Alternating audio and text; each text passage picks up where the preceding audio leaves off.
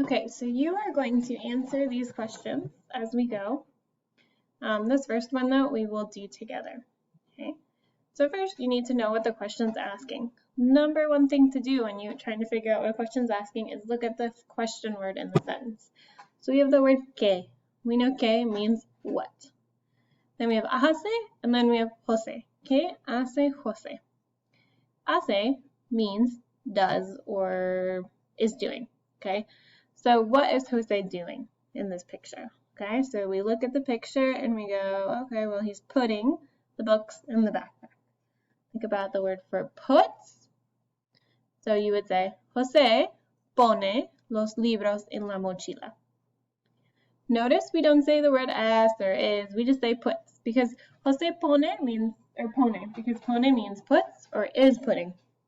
We don't need es or any word for is here. He puts the books in the backpack. Okay. Then this next one we have, ¿Qué hace Diego? Este es Diego. ¿Qué hace Diego? Two questions here. ¿Cómo está Diego? Okay, so we look at our question word. We know ¿cómo means how. Está Diego, how is he? Describe his emotions. Okay, not just está bien, but like more descriptive. He's happy, he's excited, etc. Okay, so type up your answer for that one. Okay, and so ¿qué hace Diego? Diego corre. He runs. Need the word es here. We just say Diego corre. That means he runs or he's running. Spanish, it kind of means both. ¿Cómo está Diego? Diego está. Notice we have the word está here, and we put está here. Está feliz y emocionado. Okay, I picked two emotions. If you did one or the other, that's fine. Or you said está contento, that's fine. But using emotion words, describing how he is, how he's feeling. Okay. Then we have ¿Qué hace el hombre en el parque? Este es el hombre en el parque. ¿Qué hace el hombre en el parque? Okay, take a minute to answer that one. El hombre toca el violín. So remember, toca means plays an instrument. So we have toca for plays an instrument, juega for plays a sport. They're different. Toca el violín. Okay. Notice here we say ¿Qué hace? What's he doing?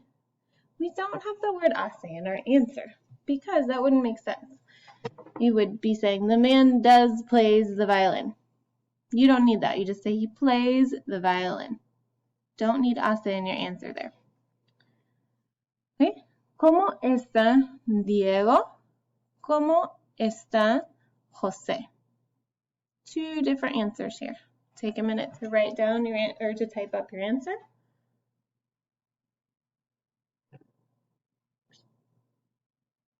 Diego está feliz or emocionado, something to describe how he's feeling.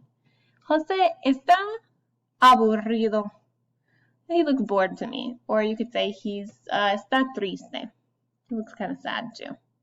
Something to describe how they're feeling. ¿Qué ve Diego? So we know what the word que means. We know that ve means sees. So think about what's this question asking.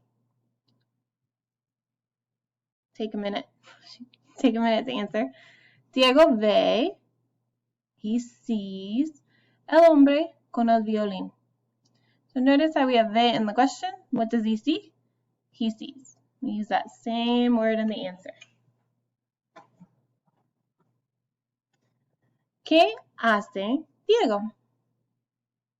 Okay, think about what this question means. Type up your answer. Diego dibuja. Or you could say Diego escribe. Diego draws or he writes.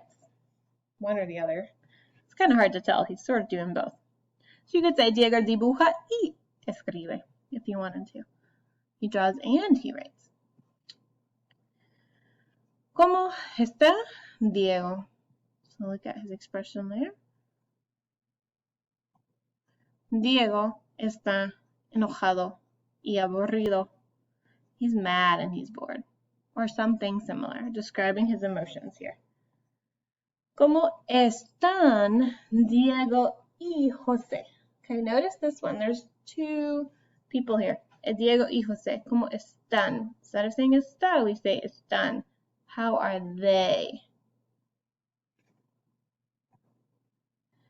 Diego y José están, same word because they are, instead of they is, we'd say they are, felices. Okay, feliz is a little tricky. So normally you'd say feliz for happy, right? But there's two of them. So we have to make it plural. So in Spanish we kind of say they are happies. But there's this weird rule in Spanish. We don't like Z's and E's next to each other, so we change it to C and we say felices. That's why that changes. Okay, pay attention to these. They'll be helpful for your upcoming quiz.